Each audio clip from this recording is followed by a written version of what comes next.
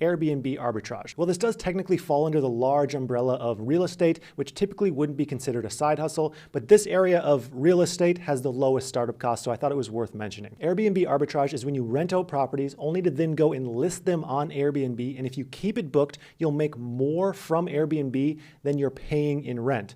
And also, although it's possible to rent out a unit without telling the landlord you plan to Airbnb it, you should never do that unless your business plan includes eviction.